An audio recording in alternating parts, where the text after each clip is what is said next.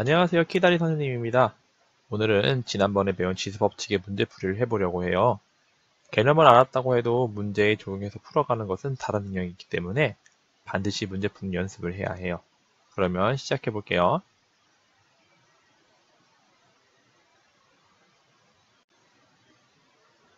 우선 지난번에 배우고 시간이 흘렀기에 복습을 살짝 하고 넘어갈게요. 거듭제곱은 문자나 숫자를 반복해서 곱한 것을 간단히 나타낸 것을 말해요. 밑이라는 것은 거듭해서 곱해진 숫자나 문자, 지수라는 것은 몇 번을 거듭해서 곱했는지 나타내는 수로서 밑에 오른쪽 위에 작은 숫자로 나타내요. 쓸 때는 이렇게 써요. 위에 작은 숫자가 지수이고요. 아래에 큰 숫자가 밑이라고 해요. 그리고 문자로 쓰면은 이렇게 쓰고요. 다른 기본적인 문제는 스스로 풀어보는 시간을 이미 가졌을 것이라고 생각을 해요. 그래서 많은 학생들이 어려워하는 문제를 가지고 왔어요. 2의 세제곱이 a라 할 때 8의 4제곱을 a를 사용해 나타내시오 라는 문제예요. 우선은 8의 4제곱에서 8을 소인수 분해하면 2의 세제곱이 되는 거죠. 그러면 2의 세제곱에 4제곱이 되는 거죠. 그런데 문제에서 2의 세제곱이 몇이라고 했어요? a라고 했죠? 2의 세제곱 대신에 a를 넣으면은 짜라란 답이 a의 4제곱이 되는 거예요. 생각보다 간단하죠? 하지만 스스로 할 때는 생각보다 어려울 거예요. 이런 문제는 처음을 어떻게 시작하냐가 중요한데 그 시작을 뭐부터 해야 할지 모르거든요. 이때는 왼쪽에 있는 2의 세제곱은 a라는 것부터 변화를 주던지 오른쪽에 있는 8의 4제곱에 변화를 주던지 혹은 둘 다 변화를 주면 돼요. 저는 오른쪽에 있는 것부터 변화를 줬죠? 그런데 왼쪽에 있는 2의 세제곱은 a에서 8은 a라는 식으로 바꿔도 답이 나와요. 이해되죠? 다음 문제 한번 풀어볼게요.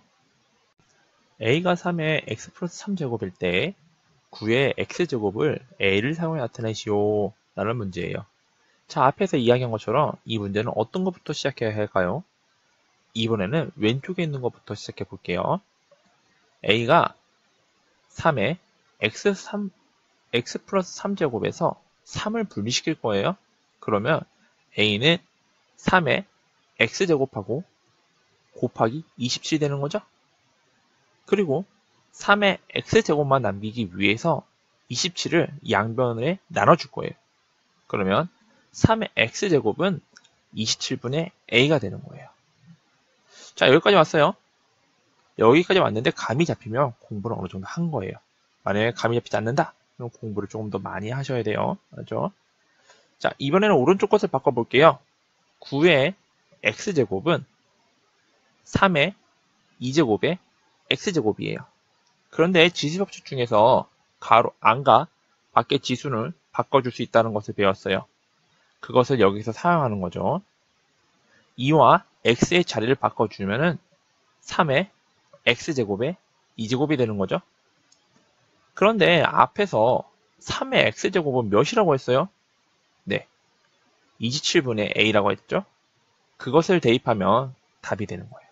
그래서 답은 729분의 a의 2제곱이 되는 거예요.